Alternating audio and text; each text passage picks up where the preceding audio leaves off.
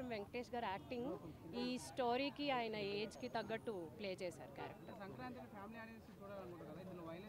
Violence ఉంది, నేను కాదనట్లేదు, అసలు వైలెన్స్ అయితే ఉంది. But at the same time వాళ్ళ డాటర్ కోసం చేసింది ఇవన్నీ. సో వాళ్ళ డాటర్ ఆ సెంటిమెంట్ కూడా అంతే ఉంది. వెంకటేష్ గారి ఫ్యాన్స్, వెంకటేష్ గారి అభిమానులు అందరూ చూడొచ్చు. వాయిలెన్స్ ఎక్కువ వద్దు అనుకుంటే మాత్రం చూడకండి. బికాజ్ వైలెన్స్ అయితే ఉంది, నేను కాదనట్లేదు. Lot of blood oh no, Saindhav is very nice. పోల్చుకోవద్దు దాంతో. సైంధవ్ బాగుంది. సైంధవ్ బాగుంది. సెంటిమెంట్ చాలా మీకు సెకండ్ హాఫ్లో మీకు సెంటిమెంట్ ఫస్ట్ హాఫ్ అలా వెళ్ళిపోతుంది, బట్ సెకండ్ హాఫ్లో మీకు సెంటిమెంట్ అంతా బయటపడుతుంది. ఆ డాటర్ సెంటిమెంట్ చాలా బాగుందండి. Meaningful sentiment. ఎస్, తండ్రి కూతురు మధ్యలో ఉన్న తెలిసిపోయిందా మీకు? న్యూస్ వచ్చేసింది అప్పుడే. యాక్చువల్లీ 3.5 ఇచ్చేదాన్ని, but 3 because violence is there, lot of violence is there. మీరు ఫ్యామిలీ ఆడియన్స్ అడుగుతున్నారు కాబట్టి చెప్తున్నా, వైలెన్స్ అయితే ఉంది. బికాస్ కంప్లీట్ యాక్షన్ మూవీ అది. సినిమా అద్దరగొట్టిండు మామ, ब्लॉक बास्टर मामा। आई बोलने के लिए बहुत ट्राई कर रहा हूँ नवाजुद्दीन कैरेक्टर के लिए। बस నవాజుద్దీన్ అన్న క్యారెక్టర్ వచ్చినప్పుడల్లా సినిమాకి పంపింగ్ బూస్టింగ్ వచ్చింది. ఎంత బాగా తీసిందంటే నవాజుద్దీన్ లేకపోతే ఈ సినిమాకి లేదు. ఆ నవాజుద్దీన్ అన్న క్యారెక్టర్ ఒక్కటి ది బెస్ట్, సూపర్ బ్యాస్టోక్స్ అంతే. కమ్ బ్యాక్ వచ్చేసిండు సినిమాకి వచ్చేసరికి. నువ్వు బ్యాక్ వచ్చేసిండు, వాళ్ళు వస్తూనే ఉంటారు పోతారు, దాని గురించి మనకు ఎందుకు. కానీ సినిమాకి వచ్చేసరికి ఓవరాల్గా సూపర్ ఉంది భయ్య. మ్యూజిక్ కానీ బీజిఎం కానీ ఏం చెప్పాలా మామ, అద్దరు కొట్టిండు మామ సూపర్ మామ. ఏమి డైరెక్టర్ మాత్రం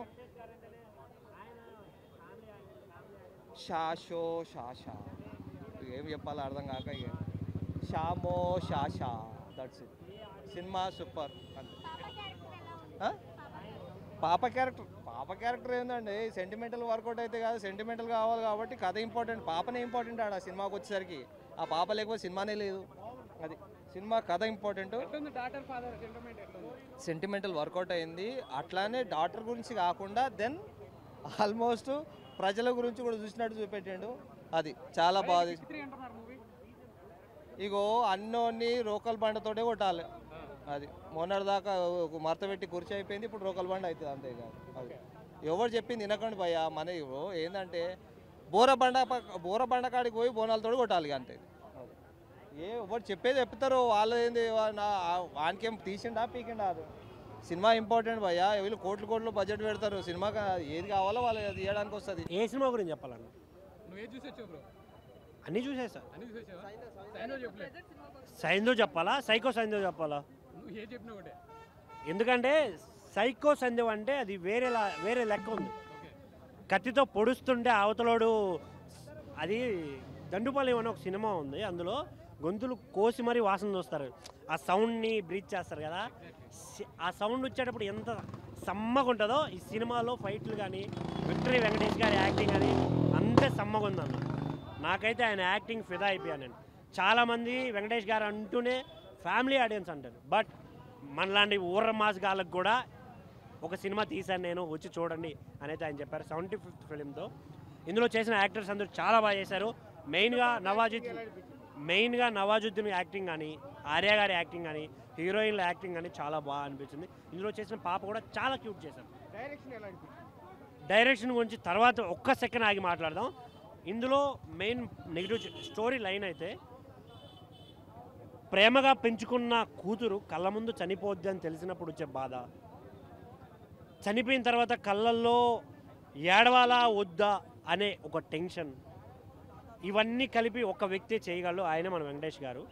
ఈ సినిమాలో ఆయన తీసుకున్న కాన్సెప్ట్, కన్న కూతుర్ని కళ్ళ ముందు చనిపోయిన తర్వాత ఏదైతే చేయగలడు, విలన్తో ఎలా పోరాడతాడు అనేది కాన్సెప్ట్. దీంట్లో మెయిన్ మైనస్ ఏంటంటే స్టోరీని ఇంకొంచెం హోల్డ్ చేసి ఉంటే బాగుండేమో, ఇంకొంచెం బెటర్గా తీసుండొచ్చేమో ఈ స్టోరీని అనే ఫీల్ అయితే వచ్చింది. బీజిఎమ్స్ ఉన్నాయి, అక్కడక్కడ సెట్ అయ్యాయి, అక్కడక్కడ సెట్ కాలేదు. కొన్ని ఇంకొంచెం బెటర్గా ఉంటే బాగుండు అనిపించింది. ఇందులో ఓవరాల్గా చెప్పుకుంటే యావరేజ్ సినిమా, బట్ ప్రతి ఒక్కరు చూడాల్సిన సినిమా. ఎందుకంటే ఒక నాన్న సెంటిమెంట్ అనేది చాలా ప్యూర్ ఉంటుంది. ఆ బాగా వెంకటేష్ గారు దాన్ని మెయింటైన్ చేశారు, చాలా బాగా చేశారు. బట్ థియేటర్ కాలండి, ఎంజాయ్ చేయండి. హ్యాపీ సంక్రాంతి. Thank you.